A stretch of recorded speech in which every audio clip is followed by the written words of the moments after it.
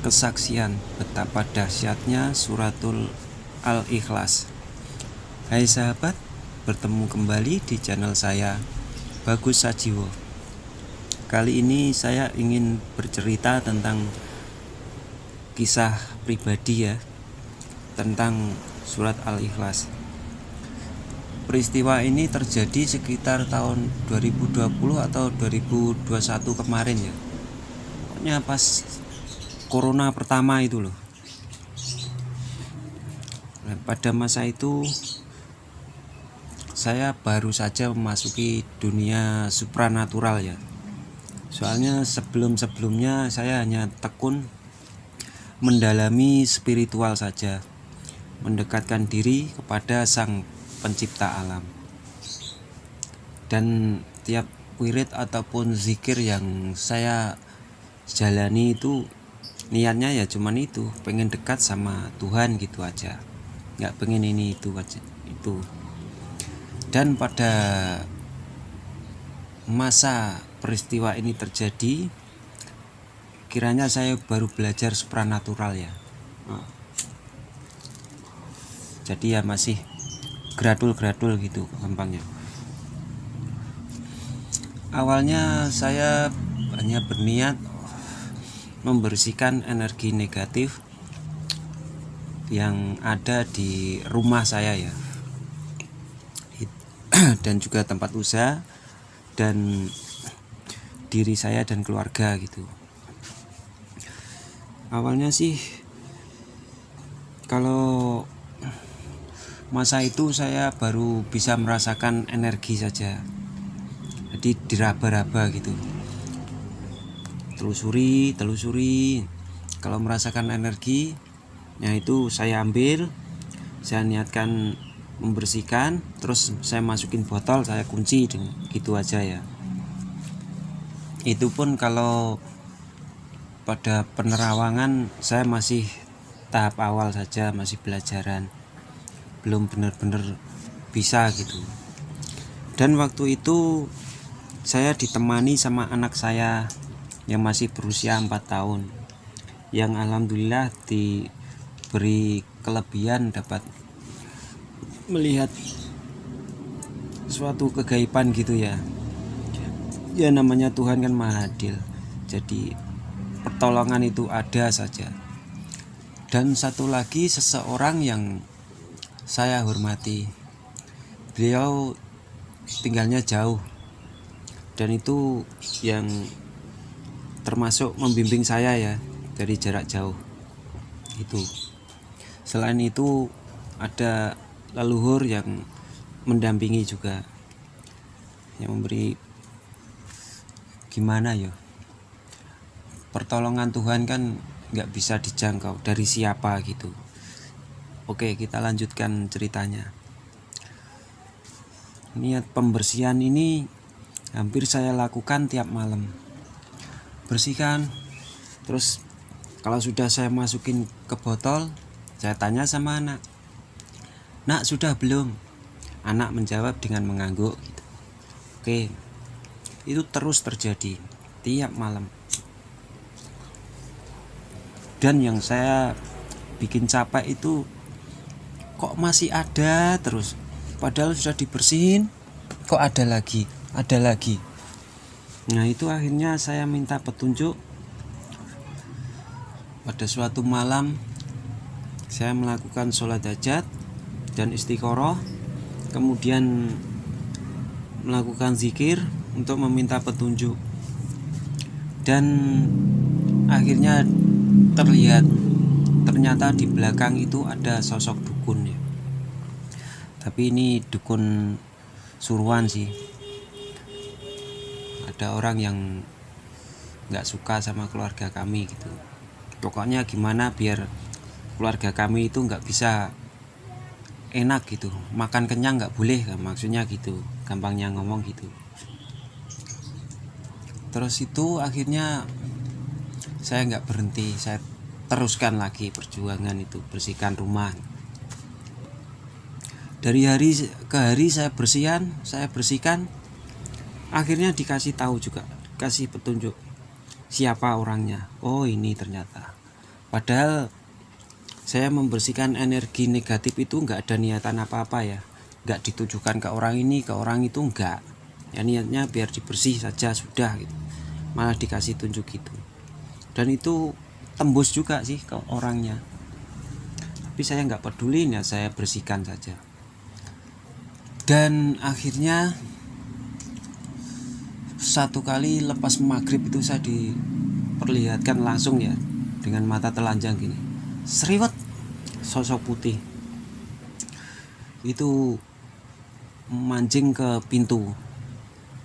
Itu saya kejar di pintu, saya niat saya kunci, jebret, ternyata sosok pocong saya. Oke, baik. Setelah itu saya bikin doa-doa untuk menetralisir gitu ya, menghancurkan makhluk-makhluk jahat gitu ya, makhluk zolim itu ya. Itu tiap hari saya siram, saya semprot gitu. Tapi kok nggak hilang-hilang ya, saya sampai capek itu. Semingguan ada itu, kok masih ada saja ini pocongnya, nggak hancur-hancur. Akhirnya lepas maghrib saya bongkar itu pintu, saya bawa ke belakang rumah, terus saya siram bensin, saya bakar gitu. Itu saking pegelnya saya. Lagian kan namanya masih baru belajar supranatural ya, jadi nggak paham dan ngawur aja, modalnya nekat gitu aja. Itu terus berlanjut. Setelah mendapat petunjuk bahwa musuh saya ada dukun itu, saya terus mulai belajar menyerang. Tapi menyerang di sini dalam artian dengan doa ya, wirid tujukan ke sana, ke orang itu gitu. Tapi ya gitu, dukunnya ketawa aja. Ya mau gimana, dari segi usia mereka lebih tua, entah 10 entah 20 tahun lebih tua dari saya. Dari segi pengalaman mereka lebih profesional daripada saya. Jadi ya saya cuman bulan-bulanan mereka. Hingga akhirnya itu lepas maghrib juga, angin itu muter di atas rumah sahabat. Pokoknya beda bawa energi, sama terdengar suara tawa-tawa itu. Suara ini didengar dari dalam, di batin ya, bukan langsung suara buantar kayak film itu, enggak. Itu kan cuman gambarannya kayak gitu. Kalau di film konten-konten gitu kan cuma sebagai gambaran gitu, aslinya ya kegaiban. Itu saya terus pergi ke dapur. Saya tahu serangan datang itu sudah terasa, dan saya sudah mulai peka ya, karena tiap hari kayak gitu jalan fokus. Lagian masa corona nggak kerja, jadi bisa fokus ke situ. Itu doa apa saja saya lafazkan kayak, saya baca. Itu dukun ketawa aja, ketawa terus pokoknya. Nah kok akhirnya saya ini yang awalnya berdiri kehabisan doa, nggak tahu mau apa-apa lagi, badan saya lemes. Setelah lemes akhirnya kaki ini gemeter, akhirnya saya duduk dan berlutut gitu. Pokoknya lemes deh. Setelah itu saya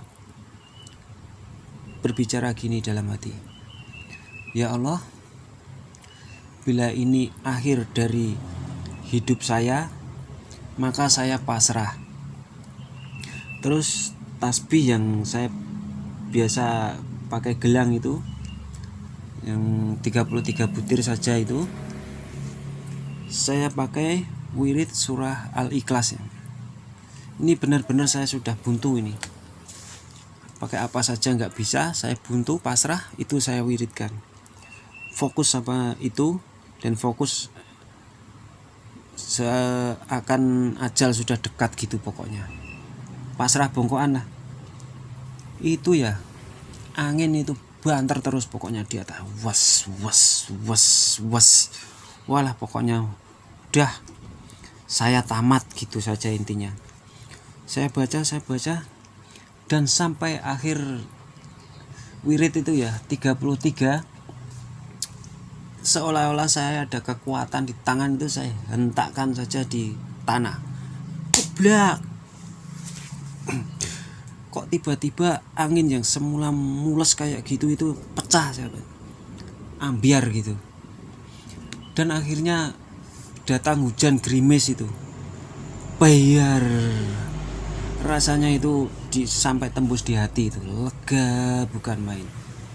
Dan hujan ini nggak diikuti petir dan halilintar loh ya, gerimis gitu, lebat tapi. Nah, semenjak saat itu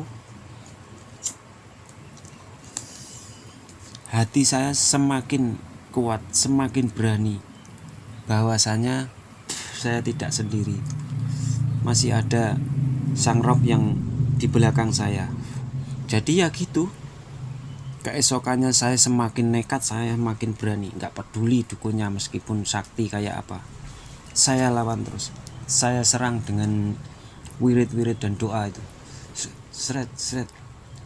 Dan ternyata dukunnya itu nggak satu loh, banyak juga mereka, kayak anak buahnya gitu, ikut nyerang juga. Waduh, udah itu pokoknya nggak fokus sama dunia nyata intinya. Makan nggak makan pokoknya kalau nasi itu. Hampir tiap hari itu ngopi sama rokok itu yang banter. Sampai kering badan, kurus pucat wajah saya sampean. Beneran ini terjadi. Dan itu pun nggak ada orang yang tahu, tetangga. Bahkan keluarga saya nggak ada yang percaya sama saya. Nah, cuman anak saya saja itulah yang percaya sama saya. Dan itu wirid yang saya lakukan, saya baca untuk menghantam dukun itu ya. Saya gunakan surat Al-Lahab. Ini benar-benar saya lakukan ya, bukan sekedar teori, tapi memang saya praktekkan. Kurang lebih dapat 3 hari sobat. Hari pertama saya lihat mereka kan ketawa-ketawa, saya hantam itu jebret. Oke. Hari kedua saya lihat lagi, maksudnya di terawang gitu ya. Wah, dukunnya sudah menunduk ini, sudah nggak ketawa lagi, sudah diam. Hari ketiga saya hantam lagi, semakin menunduk dan muka semakin hitam gitu. Pokoknya tiap hari, mungkin 7 hari, kalau 3 hari belum. 3 hari itu cuman dia sudah diam. Kurang lebih 7 hari itu sudah jungkel sobat. Dukunnya jungkel, terkapar, dan seluruh tubuhnya itu kelihatan hitam semua itu. Oh, berarti ini sudah tumbang. Kalau sudah begitu, saya lanjutkan lagi lawan dukun yang satunya. Dan suatu ketika, karena hampir tiap hari kita belajar gitu kan, otomatis kekuatan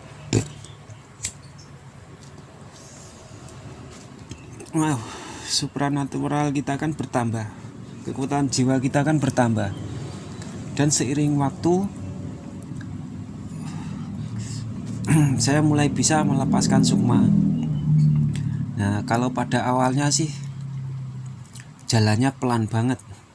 Waktu lampas sukma itu mukul dukun itu sama kayak gerak lambat gitu sobat. Ketawa pokoknya, diketawain pokoknya, soalnya musuhnya kan sudah pro semua. Tapi saya nggak menyerah, saya lawan terus. Dari hari ke hari kemudian akhirnya bisa juga.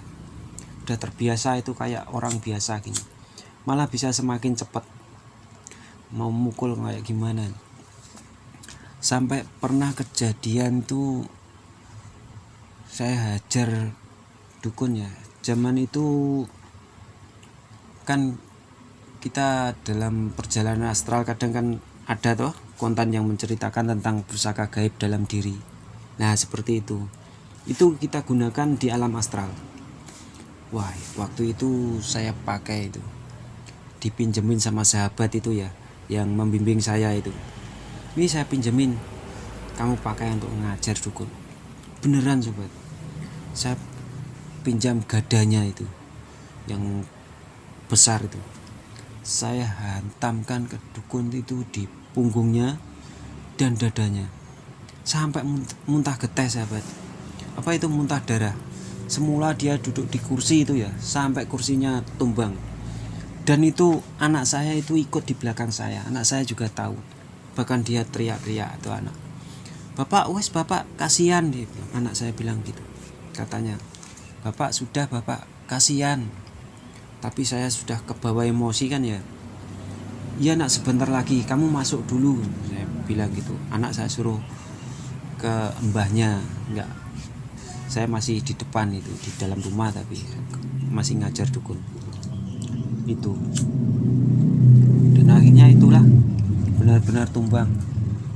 Terus semakin hari saya semakin berani ya, dan semakin yakin pokoknya, jika kita bersama, kita mendekatkan diri kepada Tuhan, maka Tuhan akan ada